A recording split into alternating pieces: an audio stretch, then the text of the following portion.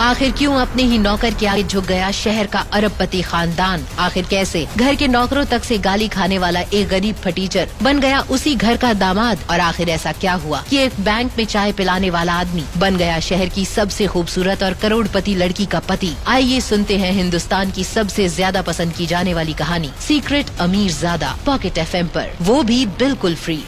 सच सच कहो आहान, मेरी फ्रेंड के पर्स से तुमने ही पैसे चुराए हैं ना? मम्मी जी, आप मुझ पर मतलब अपने दामाद पर ऐसा घिनौना इल्जाम क्यों लगा रही हैं? वो भी बाहर वालों और इन नौकरों के सामने। आहान की इज्जत उसके ससुराल में गली के कुत्ते से भी बदतर थी, क्योंकि वो एक गरीब इंसान था और उसकी शादी शहर के करोड़पति गिल खानदान में हुई थी, जहाँ उसकी सास, साला, साली, यहाँ तक कि घर के नौकर भी आए दिन आहान की बेइज्जती करते थे। ऐसे ही एक दिन आहान की सास यामिनी ने घर में एक पार्टी रखी थी, जहाँ उसकी एक फ्रेंड से 4000 रुपए चोरी हो गए। जब यामिनी की फ्रेंड ने ये बात यामिनी से कही तो यामिनी ने नौकरों को छोड़कर अपने दामाद आहान पर चिल्लाना शुरू कर दिया। यामिनी को अपने दामाद पर चीखता देख उसकी वो सहेली बोली, यामिनी, तुम नौकरों को छोड़कर अपने ही दामाद पर इल्जाम क्यों लगा रही हो? मेरे घर के नौकर भी मेरे इस निठल्ले दामाद से दुगना कमाते हैं। ये तो घर जमाई बनकर यहाँ पड़ा रहता है। बैंक में लोगों को चाय पिलाने का काम करता है। ये जरूर इसने ही ये काम किया होगा। अपनी ही सास से अपने लिए खरी खोटी सुनने की आहान को आदत हो गई थी, लेकिन आज तो उसकी सास ने बाहर वालों के सामने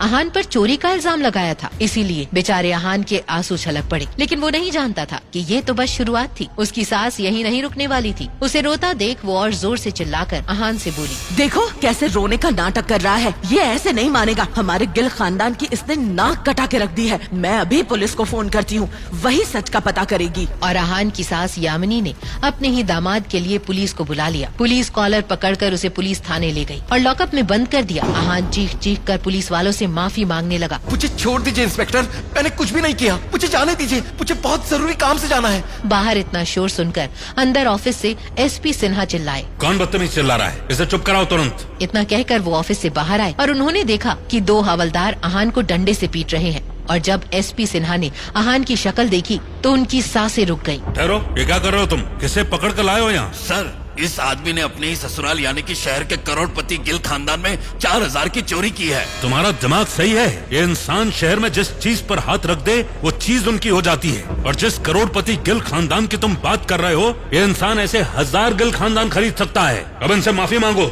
SP सिन्हा का हुक्म सुनकर हवलदार ने आहान से माफी मांगी, लेकिन हवलदार को भी कुछ समझ नहीं आ रहा था कि आखिर इस जैसा मामूली दिखने वाला गरीब इंसान, जिसके कपड़े ठेले से खरीदे हुए लग रहे हैं, पाँव में चप्पलें हैं, वो भला असलियत में है कौन? आहान अब लॉकअप से बाहर था और उसके बाहर आते ही SP सिन्हा ने उससे खुद माफी मांगी। आहान सर, आप और ऐसी हालत में? मुझे एक खास काम करना है। जब तक वो काम हो नहीं जाता मैं ऐसे ही रहूंगा। कभी फुर्सत से सब आपको बताऊंगा। फिलहाल मुझे कहीं निकलना है, मैं जाता हूँ। ये कहकर आहान भागता हुआ अपनी पत्नी शिनाया के पास पहुंचा। क्या आहान, आज भी लेट? पता है ना हमें एयरपोर्ट जाना है रूपल को लेने। रूपल का नाम सुनकर आहान के पसीने छूट गए। रूपल शिनाया की बेस्ट फ्रेंड थी और आहान को बिल्कुल भी पसंद नहीं करती थी। मजबूरी में उसे शिनाया को लेकर एयरपोर्ट जाना पड़ा, जहां रूपल पहले से उसका वेट कर रही थी। आहान को देख शिनाया की फ्रेंड रूपल ने मुंह सिकोड़ते हुए शिनाया के कान में कहा, अब भी इस फटीचर से चिपकी हुई है?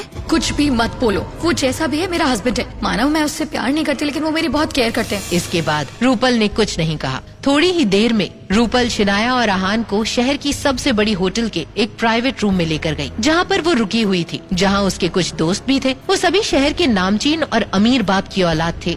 प्राइवेट रूम के अंदर जाते हुए उसके एक दोस्त प्रेम ने रूपल से सवाल करते हुए कहा, रूपल, ये दोनों तुम्हारे दोस्त है क्या? क्या हमें इंट्रोड्यूस नहीं करोगी? रूपल ने फिर आहान और शनाया की तरफ देखकर मुस्कुराते हुए कहा, ये शनाया गिल है, मेरी बेस्ट फ्रेंड। रूपल ने बस शनाया के बारे में बताया और आहान को जानबूझकर मेंशन नहीं किया। आहान को इस सब से कोई फर्क नहीं पड़ता था। उसके दिमाग में तो कुछ और ही चल रहा था। जहाँ एक तरफ आहान का ध्यान रूपल के बचपने पर था, प्रेम की नजरें शनाया के खूबसूरत चेहरे से हटने का नाम ही नहीं ले रही थी। शिमला शहर में जिस शनाया गिल की बातें करते लोग थकते नहीं थे, वो लड़की इस वक्त प्रेम के सामने थी। जैसे कि अफवाहें थी, शनाया सच में ब्यूटी विद ब्रेन्स, इस कहावत का चलता फिरता एग्जाम्पल थी। अब प्रेम से रहा नहीं गया और उसने कहा, हेलो मिस शनाया, मैं प्रेम मल्होत्रा, मैं M ग्रुप्स का CEO हूँ। ये प्राइड रेस्टोरेंट भी हमारे ही प्रोजेक्ट्स में से एक है।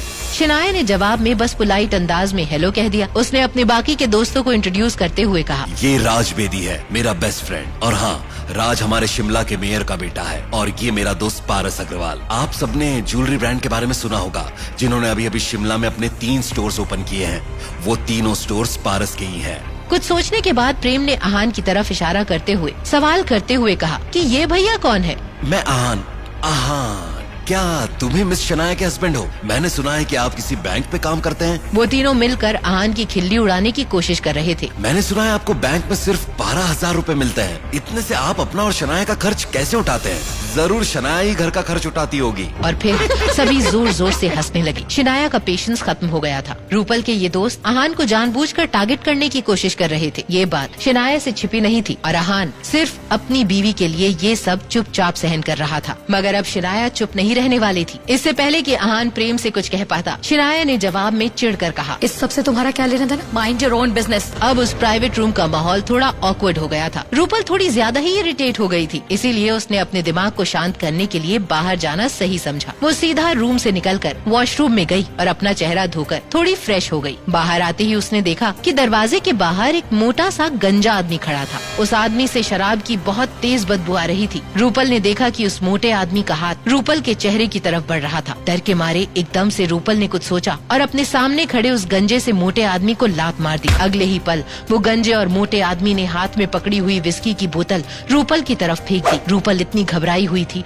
कि उसके मन में विस्की की बोतल से बचने का भी ख्याल नहीं आया। रूपल ने बिना कुछ सोचे समझे घबराहट के मारे अपनी आंखें बंद कर ली और आंखें खुलते ही रूपल ने देखा कि एक बड़े से हाथ ने उस विस्की की बोतल को पकड़ लिया था। रूपल ने फिर क्यूरियोसिटी से ये देखने के लिए अपनी नजरें उठाई कि वो हाथ किसका था। उस विस्की की बोतल से रूपल को जिसने बचाया था वो कोई और नहीं बल्कि आहान था। तभी प्रेम मल्होत्रा और राज बेदी वहाँ पर शोर सुनकर भागते हुए आए और मिलकर उस आदमी की पिटाई लगाने लगे। आहान अब ये सब दूर से खड़े होकर देख रहा था। आहान को अंदाजा हो रहा था कि जरूर इस आदमी के पीछे किसी और बड़े गुंडे का हाथ है। वो शनाया रूपल के साथ बगल के कमरे में चला गया और उसने वो कमरा अंदर से बंद कर लिया। थोड़ी देर बाद वहाँ एक और शख्स दाखिल हुआ। अच्छा, क्या तुम लोग इतने बहादुर हो? अगर ऐसा है तो मेरा भी सामना करो। अपने सामने खड़े आदमी को देखते ही प्रेम मल्होत्रा की बोलती बंद हो गई, क्योंकि सामने जो आदमी खड़ा था वो कोई ऐरा गैरा गुंडा नहीं था। चेहरे पर एक जख्म का लंबा कट, हट्टी कट्टी बॉडी टाइप और हाँ, एक हाथ पर लगा हुआ फ्रैक्चर का निशान। प्रेम और बाकी सब के सामने खड़ा ये आदमी कोई और नहीं, विक्की भाई था। एकदम से घबराहट के मारे प्रेम के रोंगटे खड़े हो गए। उसने हकलाते हुए विक्की भाई से जवाब में कहा, भाई वो हम तो बस ऐसे ही मजाक कर रहे थे। हमें पता नहीं था कि सामने आप खड़े थे। हमें माफ कर दीजिए। लेकिन अगर विक्की बेरहम ना होता तो विक्की भाई इस शहर का सबसे बड़ा गुंडा कैसे बन पाता। उसने अपने आदमियों को इशारा किया और विक्की भाई के गुंडे हंटर से पारस और राज को मारने लगे। तभी पारस ने विक्की और उसके आदमियों से कहा, मुझे छोड़ दो विक्की भाई, इसके बदले में तुम्हें अपने पिता से 50 लाख रुपए दिलवा दूंगा। ये की ना तुमने काम की बात। चल अभी फोन मिला अपने बाप को और पैसे मंगा। 50 लाख की बात सुनकर विक्की ने अपने आदमियों को रोका। अगले 10 मिनट के अंदर पारस का ड्राइवर पैसों से भरा बैग लेकर वहाँ दाखिल हुआ। विक्की ने पैसे लिए, लेकिन तभी उसे पास के कमरे से कुछ आवाजें सुनाई दी, जहाँ आहान, रूपल और शनाया थे। विक्की ने कमरे का दरवाजा खोला। आहान को देखकर विक्की के माथे पर पसीना उभर आया था। विक्की ने गुस्से से कहा, हाथ हटाओ और निकलो यहाँ से। विक्की के ऐसे रिएक्शन से सभी हैरत में थे। विक्की नजरें झुकाकर खड़ा हो गया। मुझे माफ कर दीजिए, मैं नहीं जानता था कि आप यहाँ अपने दोस्तों के साथ लंच पर आए हैं। अगर मुझे इस बात की जरा भी खबर होती तो मैं गलती से भी ये सब नहीं होने देता। विक्की जैसे इंसान के रूप में बने हैवान की इस माफी को सुनकर सिर्फ प्रेम और उसके दोस्त ही नहीं, खुद विक्की के आदमी भी दंग रह गए थे। इतना ही नहीं, रूपल का मुंह तो खुला का खुला ही रह गया। अगले दिन आहान और शनाया जब सोकर उठे तो हॉल में एक बैग रखा हुआ था, जिसे देखकर शनाया ने एक नौकर को आवाज दी। ये बैग किसने यहाँ रखा हुआ है? किसका बैग है ये? तभी किचन से एक नौकर बाहर आया और उसने बताया, मैडम, एक इंसान सुबह सुबह ये बैग रख कर गया है।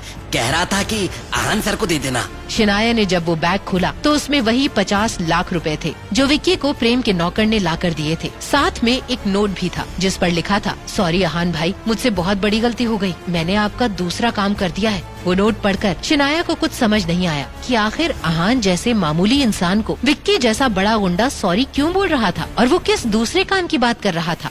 आखिर क्या था अहान का राज? अपने ही ससुराल में नौकर बनकर रहने वाले अहान की असलियत क्या थी? क्यों एक 5 स्टार होटल का मालिक अहान जैसे मामूली इंसान के आगे हाथ जोड़े खड़ा था? क्यों अहान ने अपनी असलियत को सबसे छिपा कर रखा था? क्या होगा जब शिनाया को अहान के उस सच का पता चलेगा? जानने के लिए अभी डाउनलोड कीजिए पॉकेट FM और सुनिए हिंदुस्तान में सबसे ज्यादा सुनी जाने वाली कहानी सीक्रेट अमीर ज़ादा। पॉकेट FM अभी डाउनलोड करें।